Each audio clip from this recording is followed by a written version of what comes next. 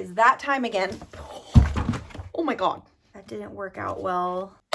Hello, my friends. Welcome back to my channel. If you are new to watching, my name is Crystal. Thank you so much for being here and for watching this video. If you are new to my channel, I post book reviews, book hauls, reading vlogs, anything bookish, I'm posting about it. If you're a fellow bookworm, I would love it if you would subscribe to my channel. I also have a virtual book club on Instagram, post all book content on TikTok, so I will put all of my social handles down here. Let's be friends over there too. All right, let's get into it. Let's get into talking about books. If you clicked on this video, you already know what this video is going to be about.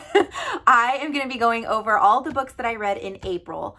I read 7 books total, which I'm very proud of myself because I was only expecting to read 5 books and I ended up reading 7. So yay me, these are them. So I'm going to go through each of these books, give a rating, and just talk a little bit about each one, but I won't be doing any kind of spoilers or anything like that. I'm just going to generally talk about each book and tell you what I thought about it. The first book that I read this month was Crown of Midnight. This is technically the 3rd book in the Throne of Glass series, but I actually read it second because I'm reading the series in the romantic order. So I started with Throne of Glass, which I read last month. So I read this book second, and then I read The Assassin's Blade, which I'm going to be talking about in this video as well. But I absolutely love this book. This was an easy 5 stars for me. I loved the darkness and the mystery. There was also some twists and some turns, which I really enjoyed. Also, like, wasn't complicated or too hard for me to understand, because I feel like sometimes with fantasy, I can get lost pretty easily when there's like a ton of world building and a ton of politics and stuff like that.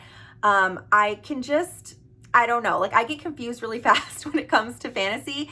This one was just fun. It was fun, it was adventurous, it was dark, mysterious. I loved everything about it, and I just had such a good time reading this. So Selena, who is the main character in this series so far, she is staying in this castle. She's trying to uncover mysteries and secrets within the castle, and that is a really big theme in this book. So I loved it so much, easy 5 stars. I also read The Assassin's Blade, which I just talked about, but this is technically the prequel in the Throne of Glass series, technically the 1st book, but I ended up reading this 3rd. Let me just say, I am so happy that I read this book 3rd and not 1st. I feel like I appreciated this book and enjoyed this book so much more reading it 3rd, and I don't think I would have enjoyed it as much if I would have read it 1st. But this book I gave easy 5 stars again. Like I said, this is a prequel. So what happens in this book comes before everything that happens in Throne of Glass and Crown of Midnight. So to me, it was just really cool reading Throne of Glass, then reading Crown of Midnight, and then like jumping to a prequel. In this one, you get to learn a lot about Selena and where she came from and her background. There's also something that you learn in Throne of Glass and Crown of Midnight that happens, but you don't really know the background of it or why.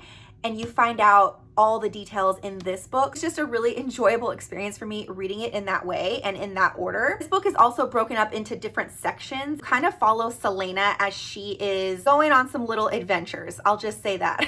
And again, you learn a lot about her background and you learn a lot about her personality in this book, and I loved every second of it. And then sticking with the Throne of Glass series, I also read Heir of Fire. This is the 4th book in the series. Hurts my heart. It hurts my heart. I didn't love this book. I gave it 3.5 stars. I don't know. This was a lot for me. There are so many characters that they introduce in this book, and there's like a lot of storylines going on as well. And I just felt like it was really hard to follow. It was kind of all over the place. It was a little bit of a mess to me, to be honest. And I don't know. I feel like too, I didn't really love Selena in this book either. She's just different in this book than she is in the others, and I just didn't love it. There are still things about this book that I really did enjoy. They introduce you to kind of a witch story in this book. A lot more magic in this one than there is in the other books that I've already read. And I really loved the ending of this book as well. Other than that, it was a lot for my brain. And when I was done with this, I was like, oh my God, my freaking head hurts. I will be reading Queen of Shadows in May, so I hope that one is better for me. I'm assuming that a lot of the storylines in this one will kind of be connected in Queen of Shadows, at least I hope, because I felt like all the storylines in this book were just like, didn't really connect for me in my brain. And so I'm hoping that in Queen of Shadows, a lot of those storylines kind of come together and it all ends up making sense for me. At least I hope. Oh my God. This book, I freaking loved it. I loved it. This was 5 stars easily for me. If you were into reading vlogs, I have a reading vlog posted on my channel reading this book. So I don't do any spoilers or anything. I just kind of read the book and go through my reactions as I'm reading. So if you were interested in that, I will link it down below in the description. This was such a fun book to read. This is dark romance. It is very spicy. This book is heavy. It is potentially triggering.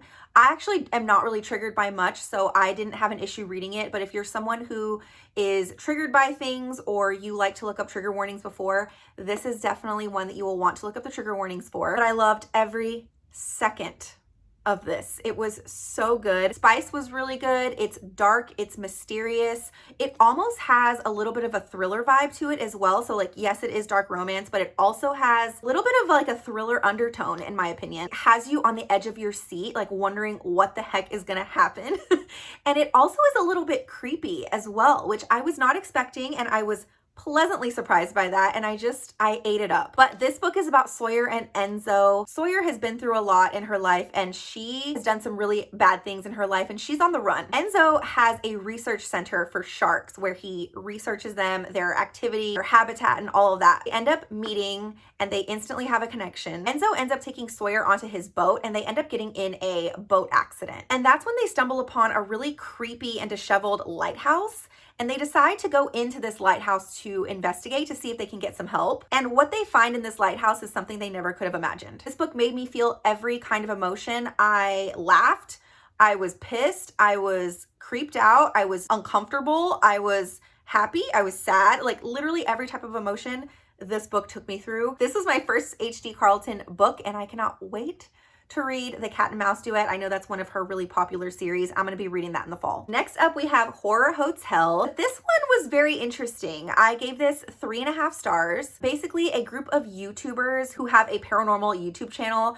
go to LA to stay in a haunted hotel to do an investigation for their YouTube channel. When they start their investigation, they go into one of the rooms and they find something very disturbing, and they quickly realize they are in over their heads. But I loved the YouTube aspect of this because, a little fun fact, some of my favorite videos to watch on YouTube are paranormal ghost videos.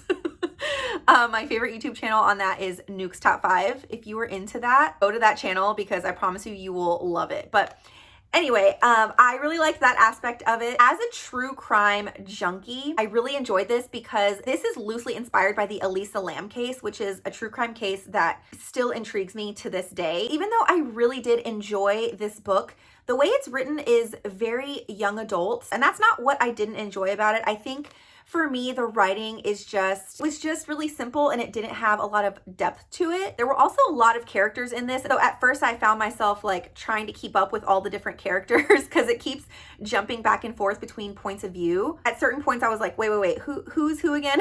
Still very enjoyable though. If you're into ghosts, paranormal stuff, mediums, hauntings, things like that, then I think that you'll really enjoy this one. Also, just an FYI, I'm going to be linking all of these books down below in the description on my Amazon bookstore. So if y'all are interested in grabbing any of these books from Amazon, they will all be linked down below in the description. Next book I'm going to be talking about is The Only Survivors by Megan Miranda. This book I ended up giving 4 stars. I really enjoyed this one. I would describe this book as a cozy, beachy summer thriller. But this book is about a group of people who end up going through something pretty traumatic when they're in high school. And then 10 years later, they come together on the anniversary of what happened, just sort of like a support group of sorts. Of course, this book is full of secrets, and as the book is going on, a lot of things are starting to be unraveled, and you're starting to learn what really happened that night. And so I really enjoyed the kind of backwards timeline that this book has. Setting of this book is absolutely everything. It takes place in a big beach house, and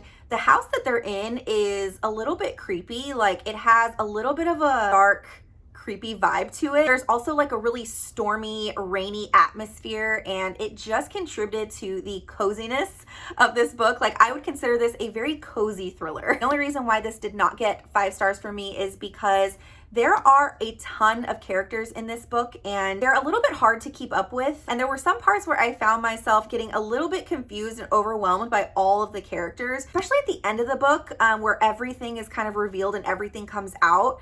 all of the characters are mentioned all at once, and it was kind of a lot. There was also a twist at the end that I wasn't expecting that I really loved. I could see how maybe the twist would be predictable to some people, but me, I'm not the kind of person who tries to guess what is happening in thrillers as I'm reading. I just read the book and just enjoy the process along the way. But if you're someone who reads thrillers and you're trying to guess what's happening as you're reading, this one you might find a little bit predictable, but for me, I was like, oh. But overall, I really enjoyed this. It's just the perfect summer thriller. And last, and certainly least, I saved this for last because this is probably one of the worst books I've ever read. And that's not being dramatic. I didn't like this book. I didn't like it. I don't know. This won so many awards and I was so excited to read it because of all of the awards that it won and all the hype that it gets. This was a big fail for me. It was a fail.